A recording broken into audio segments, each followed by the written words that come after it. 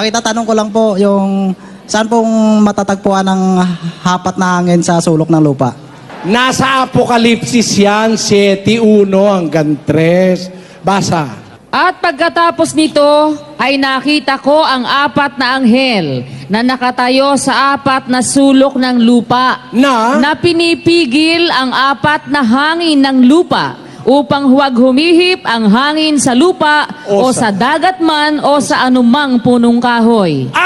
At nakita ko ang ibang anghel na umaakyat mula sa sikatan ng araw na taglay ang tatak ng Diyos na buhay. At siya'y sumigaw ng tinig na malakas sa apat na anghel na pinagkaloobang maipahamak ang lupa at ang dagat na nagsasabi, "Huwag ninyong ipahamak ang lupa, kahit ang dagat, kahit ang mga punong kahoy, hanggang sa aming matatakan sa kanilang mga noo ang mga alipin ng ating Diyos." Yan. Nakita ko sabi ni Juan, apat na anghel nakatayo sa apat na sulok ng lupa. Pinipigil ang apat na hangin ng lupa upang walang hangin humihip sa lupa o sa dagat man o sa alinmang punong kahoy. Tapos, at nakita ko ang ibang anghel. Bakit ibang anghel? Hindi naman iba dahil siya iba, mas malaki siya o mas makapangyarihan. Hindi. Kasi may nakita na siyang apat na anghel doon sa umpisa. Nakatayo sa apat na sulok ng lupa, pinipigil ang apat na hangin ng lupa. Nakita ko ang ibang anghel. Bakit iba? Iba doon sa apat. Umaakyat sa sikatan ng araw, taglay ang tatak ng Diyos na buhay, na sumisigaw ng malakas na nakatayo dun sa apat na pinagkaloobang maipahamak ang lupa at ang dagat, na nagsasabi, "Huwag ninyong ipahamak ang lupa, kahit ang dagat, kahit ang mga punong kahoy, hanggang sa aming matatakan sa kanilang mga noo ang mga alipin ng ating Diyos." At, narinig niyo yun? At, narinig ko ang bilang ng mga natatakan, 144,000 natatakan sa bawat angka ng mga anak ni Israel. Amen. Saan nagtatak yung anghel? Sa Israel.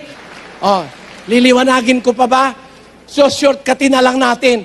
Naganap ang pagtatatak sa Israel.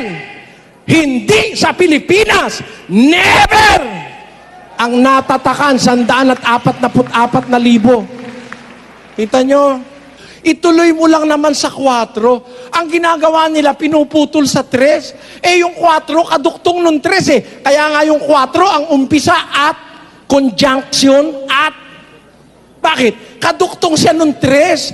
Narinig ko yung natatakan, 144,000 sa Israel. Hindi sa Pilipinas. Alin yung hangin? Gera raw yun, yung pinipigil na digma. Digma raw yung apat na hangin. Yung paliwanag nila, kinuha nila sa Jeremias, na yung hangin, digma. Ang nasa Jeremias, isang hangin lang. Basahin natin yung Jeremias 4:11. Basa. Sa panahong yaon ay sasabihin sa bayang ito at sa Jerusalem, isang mainit na hangin na mula sa mga luwal na kaitaasan sa ilang ay dumating sa anak ng aking bayan. Ilang hangin yan? Isa. Yung sa Apokalipsis, 4. 4 yung sa Apokalipsis. Pinuntahan paliwanag, isa lang 4 yung hangin doon. Yung isa ron, digma. Pero yung digma na yun, hindi 1914.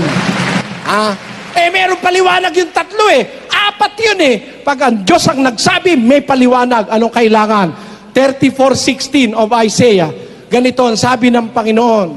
Inyong saliksikin sa aklat ng Panginoon at inyong basahin. Kahit isa sa mga ito ay hindi magkukulang. Walang mangangailangan ng kanyang kasama, sapagkat iniutos ng aking bibig at pinisan sila ng kanyang espiritu. Walang kulang ang Biblia, hanapin mo lang. Andyan yan.